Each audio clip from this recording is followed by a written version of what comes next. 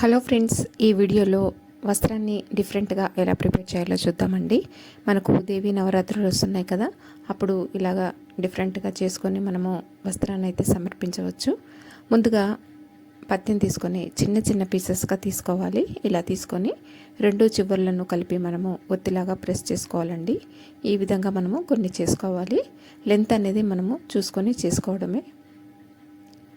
చూసారు కదా, ఇలా చేసుకున్న తర్వాత 3 ఒత్తులు కలిపి ఇలాగా మనము లీఫ్ లాగా ప్రెస్ చేసుకోవాలి.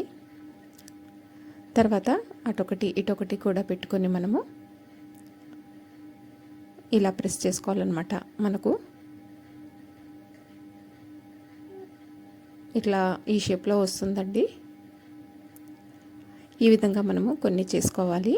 మనకు షోడశోపచార పూజల్లో స్నాన సేవ అనంతరము మనకు వస్త్రయుగ్మం సమర్పయామి అని ఉంటుంది కదా, అప్పుడు మనము ఇలా చేసుకొని సమర్పించవచ్చు. ముఖ్యమైన పూజలు కానీ వ్రతాలు చేసుకున్నప్పుడు ఇలాగా వస్త్రాన్ని అయితే ప్రిపేర్ చేసి మనము సమర్పించవచ్చండి.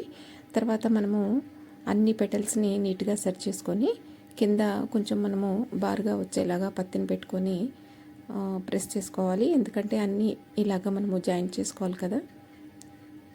ఇలాగా స్టిఫ్గా ఉండడానికి మధ్యలో కూడా కొంచెం పత్తిని తీసుకొని మనము ప్రెస్ చేసుకోవచ్చు. శాస్త్ర ప్రకారము వస్త్రము అంటాము, కానీ వస్త్రము అంటే నిండు మనసుతోటి దూదిని తీసుకొని సన్నగా దారంలాగా మనము పేనుకొని పసుపులో కొంచెము ఆవు నెయ్యి కానీ రోజ్ వాటర్ కానీ వేసి బొట్టులాగా పెట్టుకొని కుంకుమతోటి అలంకరించుకుంటామండి. ఈ వస్త్రాన్ని మనము సింగిల్గా కాకుండా రెండుగా వేసుకోవాలన్నమాట. వస్త్ర యుగ్మం అంటే యుగ్మం అంటే 2 అని అర్థం అండి, సింగిల్గా పెట్టకూడదన్నమాట. చూసారు కదా ఫ్రెండ్స్, ఈ విధంగా అన్నీ మనము జాయింట్ చేసుకోవాలి. ఇక్కడ మనము 5 పెటల్స్ లాగా పెట్టాం కదా, 3 కూడా పెట్టుకోవచ్చండి. మనకు కార్తీక మాసంలో అయితే 3గా పెట్టి మారేడు దళం లాగా కూడా చేసి వేసుకోవచ్చు. చూసారు కదా, మనము 2గా సమర్పించాలి కాబట్టి కొంచెం పత్తిని తీసుకొని సన్నగా దారంలాగా పేని ఇలాగ మనము జాయింట్ చేస్తున్నాము. ఇలా జాయింట్ చేయటం వలన వస్త్రం అనేది తెగిపోకుండా ఉంటుంది. మరియు మనము 2 సమర్పించాలి కాబట్టి 2 కూడా అవుతుంది. చూసారు కదా, ఈ విధంగా జాయింట్ చేసుకోవటమే.